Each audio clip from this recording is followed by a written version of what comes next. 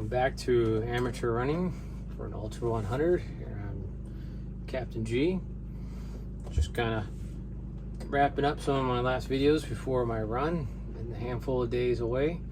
I was going to do a video on my training program. I looked at it and decided I'd kind of redo it because editing is not my thing. I'll just start from the beginning and start all over. So here I am starting all over again. So training program.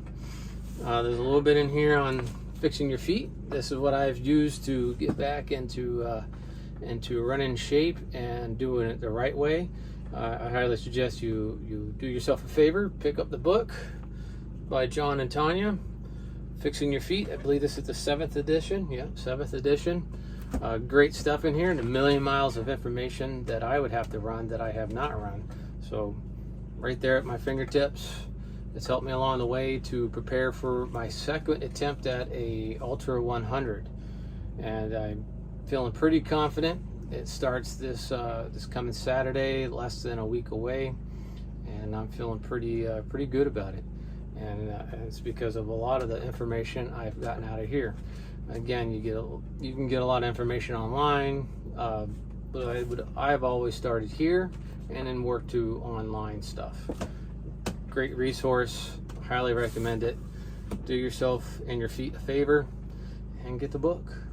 So right into my training program, I kind of went over my running uniform, equipment, electronics, and products. And one of the products I did leave out was bug spray.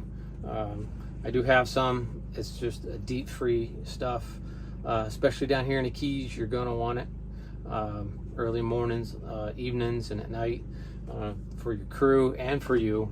The mosquitoes, I don't care how fast you can run, they'll catch you, and they'll bite you, and it's uncomfortable, and it's just something you want to avoid. And if bug spray is one of the ways to do it. I just use a DEET-free. If that's not your thing, get what works. Highly suggest get what works. Anyhow, right to training program. My last run, 100, I made 87 miles. I don't believe it was nothing to do with my training program. I did have a pretty aggressive program. It was 300 miles a month plus. It was, and I was right on track of doing that. And I just, some mismanagement of blisters and my feet led to my DNF. Unfortunately, I also suffered a meniscus tear, so this time around I'm doing a much less aggressive training program. Still a good one. It's roughly 200 miles plus a month, and I also tack on about 300 miles of biking along with that. With that training program that I do have, that I'm using now, it has a lot of cross trains. It does have breaks, no running days. Word of caution: use those to recoup and to heal. Those are there because folks have developed those programs and they've learned from their mistakes. So don't make the mistake of thinking that doing 7 days a week you need to do that. If you get the urge, go for a walk on those days, or go to the gym and do some weight training. Mix it up, like biking or hiking, something that's not as it's a different form of training. My training also includes intervals of sprinting and hills. Here in the Keys, we have no hills. We can sprint, but there is no hills. So having access to a treadmill is essential to getting those hill workouts in. And it's good to have. Do those. I got days that I'm only doing 4 to 6 miles, and then 2 miles are intervals of hills, mixing up with hills or sprinting, which is good. Much different from my first training program. I like it. I've had bad days and I've had good days with the training program. So listen to your body.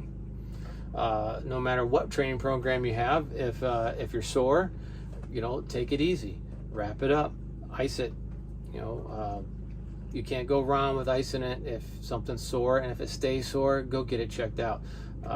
Don't be a tough runner and think that you're going to run through an injury. All you're going to do is just make it worse. So do yourself a favor. If you're injured or something's not healing, go get it looked at. And again, I don't know a whole lot. Everything I do know is from my trials and a lot of my failures.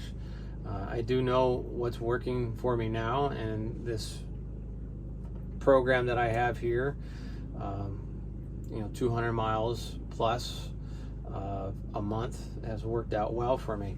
One of the things I have done, I have written them on the calendar, so I know what I'm doing and what I've accomplished with that. I'll exit through, and like I said earlier, with my shoes and my socks, I have those all numbered, so I put those numbers down on here, so I know that, you know, what shoe and what sock I'm using each training day, and that way I can rotate those out accordingly, and I'm not using one excessively where I'm going to wear it out.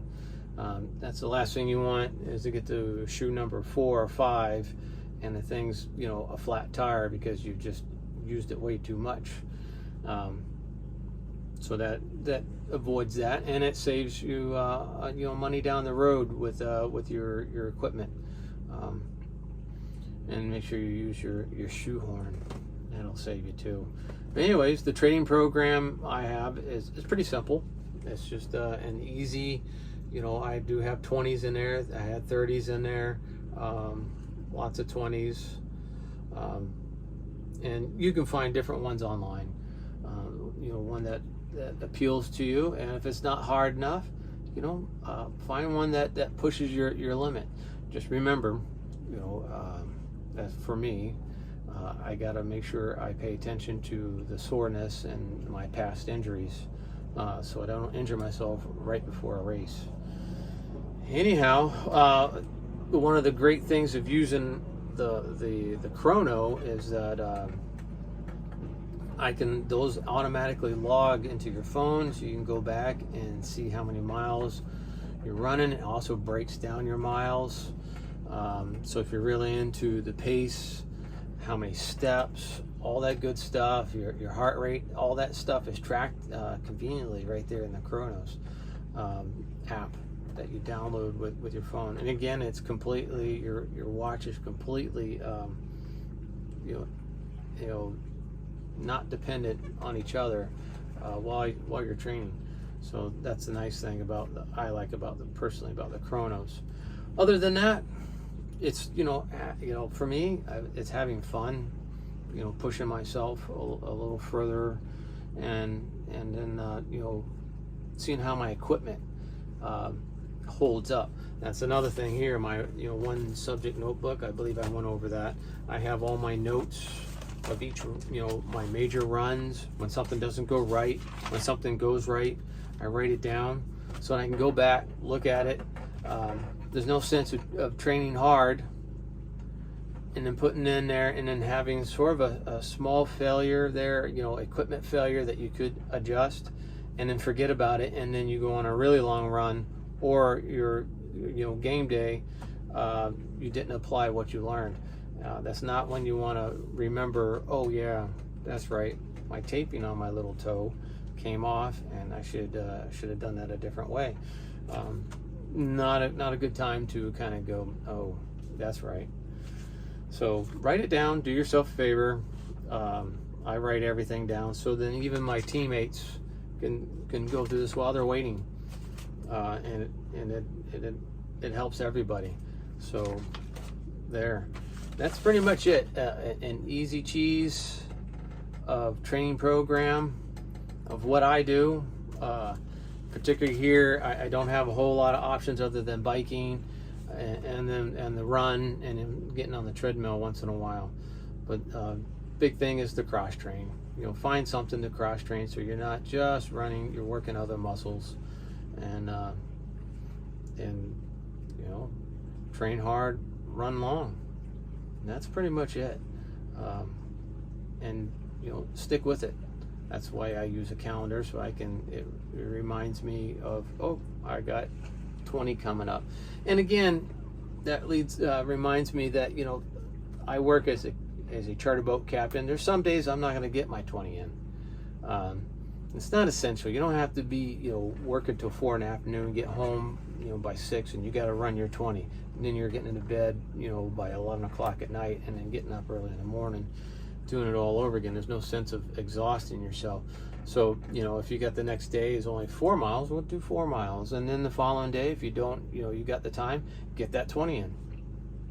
It's not an end all be all. If you can't get something, if you miss something, make that your rest day. I mixed up my rest days because I knew not very many charters on Mondays, so I moved those to Mondays instead of the weekends. Little things like that that you tweak, and it's nice when you write it down. You can see it, you can tweak it, and make it work for you. And that's it. That is, I believe that's all I wanted to to say. I hope you guys have learned a little something, and feel free to email me, like my post, comment on it. Snide remarks are welcomed. I got a thick skin, so and if you do, just make sure you got a thick skin, because I'll fire right back. So anyhow, thank you for watching. I hope I see you at the starting line, and I pray to God I see you at the finish line. So again, train hard, run long, and God be with you.